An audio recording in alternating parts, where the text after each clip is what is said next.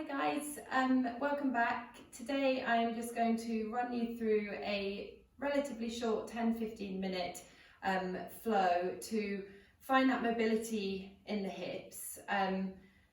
Speaking from experience, this is an area where we do store a lot of tightness, tension, emotion, and it's our biggest joint in our body. So it can take a little bit of unraveling, unweaving, to find that softness that we're looking for. And it will also really help with performance if you're an athlete, if you're a weightlifter, if you're a runner. All of this will really massively impact your performance. So with that being said, we will make a start in a tabletop position. So spread out nice and wide through all 10 fingertips. Stack the shoulders on the wrists, the hips on the knees. Keep the navel drawn in. Puff up ever so slightly through across the top of the back, creating a little bit of a dome. Feel those shoulder blades drawing down away from each other. And head and neck are an extension of the spine. Shooting in with the breath here. Start to draw it all the way down the spine into the belly. Feeling the waistline expand, feeling the rib cage expand.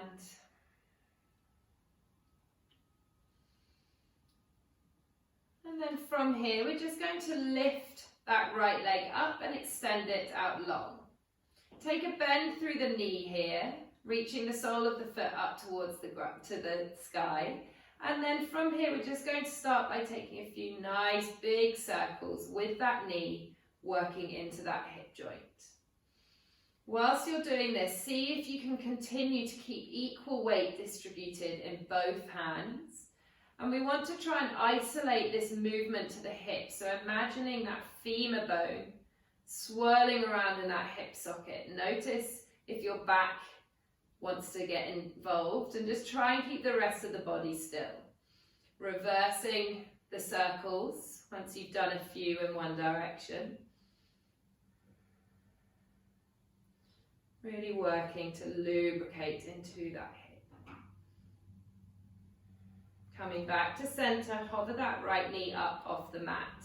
Keep the foot flexed, and from here use an inhale to open that right knee up towards the sky, squeeze the glute. Exhaling to lower. 2 more like this as you inhale, open that right knee up to the sky. Exhaling to lower. Last one. Inhaling to open that right knee all the way up, and exhaling to lower all the way back down to the ground. Take a little reset through the spine by working through a cat-cow here, inhaling to open up through the belly, lift the gaze, squeeze the shoulder blades together. Exhale to round through the spine, pushing the mat away, drawing your chin to chest. When you're ready, coming back to center. And this time, extending that left leg out long, taking a bend through the knee, sending that sole of the left foot up towards the sky. From here, again, exactly as we did on the last time, just start to draw some nice big circles with that knee. Making sure that you keep that integrity across the top of the back, keep pushing down through the palms. Reversing your circles once you've taken a few in one direction. Keep the left foot engaged, make the circles as big and expressive as you can. And then bringing that left knee back so that it's hovering next to the right. On your next inhale, opening the left knee up towards the sky. Exhaling to lower. 2 more like this. Inhaling to lift. Exhale to lower. Last one. Inhale to lift, squeeze that left glute, find that external rotation. And exhaling to release back down to the ground. Take any wiggles that you need to. And then once again, moving back to the right hand side, extending that right leg out long. On your next exhale, draw that knee to the top of the right arm, squeeze the obliques, keep it lifted. Exhaling to lengthen. 2 more like this as you exhale, bringing that right knee to the top of the right forearm. Squeeze, squeeze, squeeze. Inhale to lengthen. Exhaling one more time, moving with control. This time pausing here, squeeze it as high up as you can, and then place that right foot down to the outside of the right hand. You might want to shuffle your back knee back a little bit here, coming into our lizard pose. The hands are on the inside of the right foot. Right knee is stacked on top of the ankle. You can have a slight angle with this foot, so maybe about 45 degrees, imagining the toes are pointing to number 1 or 2 on the clock. Take a nice big breath here. Allow those hips to gravitate down towards the ground. If this all feels a bit much, you can bring the floor towards you by placing some blocks underneath you, some books, or maybe even a cushion.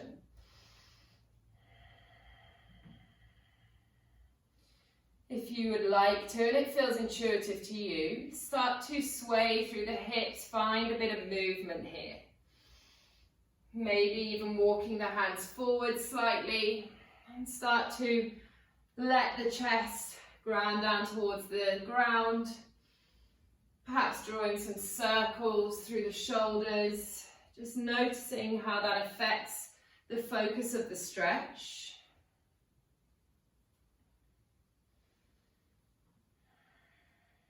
And then coming back to finding neutral, placing both palms of the hands back down on the ground.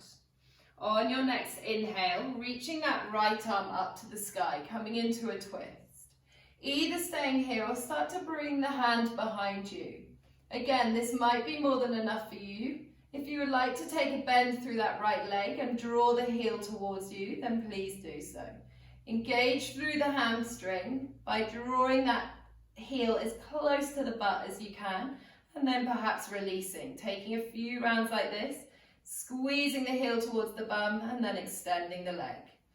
If you would like to take it one step further, then drawing that heel to bum, reaching all the way back and taking a hold of the outside of that left foot with your right hand. Keep opening through the chest, keep spiraling the heart up towards the sky. Equal weight through that right foot. And really working to draw that heel towards the butt. Feel that stretch down the front side of the quad. On your next exhale, releasing that foot, let it drop down towards the ground as slowly as you can, circling that right hand all the way back down onto the mat, pushing through both palms and stepping that right foot back to meet the left, coming back into our tabletop position. If you want to flush it out by just working through a cat-cow here, if that feels good for you. And then when you're ready, extending that left leg out long this time, keeping the hips level, imagining you're pushing that left foot up against an imaginary wall. On your exhale, drawing that left knee to the top of the left arm, squeezing here. Inhale to lengthen.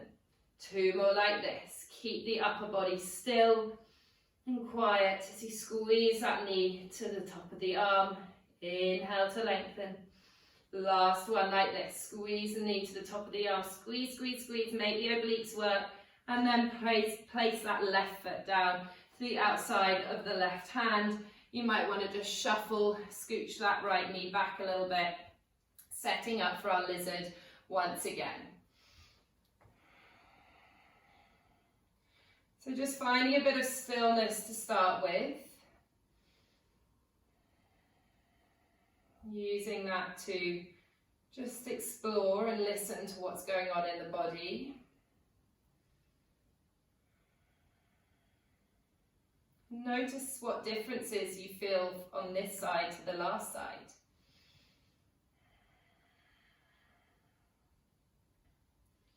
It is very normal to experience different sensations from one side to the other. In fact, it is less normal to feel exactly the same on both sides. We are inherently unsymmetrical as beings. If you think about our organs inside our body, they're not symmetrical. And that manifests itself into the outer layers of our body as well. And yoga can give us a really nice opportunity to highlight these imbalances, not in order to judge them or change them, but to just progress with them, knowing that they're there. Exactly as we did on the last time, perhaps finding a bit of movement in our lizard now, Maybe walking the hands forwards, finding a little sway through the torso. Not worrying too much about what you look like. And then placing both hands down on the mat once again, grounding down through that right hand, and as you inhale, peel the left arm up to the sky. Starting to find a bit of rotation in our thoracic spine now as well, our midsection of our spine. And then from here, perhaps reaching the arm backwards as you start to take a bend through that right leg this time. Don't take hold of the foot just yet. Make that hamstring work as you squeeze the heel into towards the bum. Taking a few rounds like this, squeezing and releasing, contracting and softening. And then perhaps on your third round, squeezing that heel towards the butt and then taking a hold with the left hand. Deepening that stretch. Keep the integrity through that right hand, opening up through the chest. Taking a final big breath here.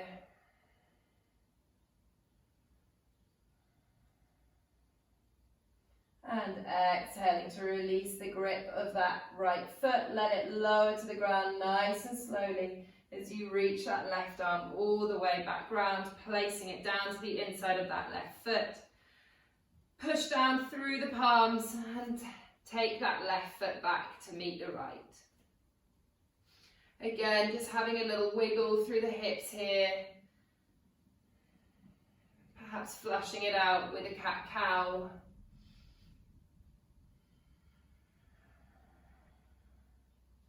And then bringing the big toe mounds to touch, letting the knees come all the way out to the sides of the mat, sinking the hips down towards the heels, walking the hands up long, and coming to finish in our child's pose.